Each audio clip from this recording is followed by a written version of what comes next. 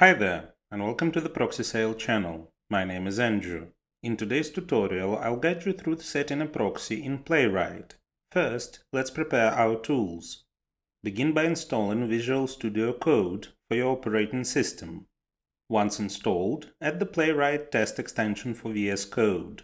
Next, in your workspace, either download the playwright.config.ts file to your computer or retrieve the relevant command from the playwright.dev website, depending on the protocol you're working with.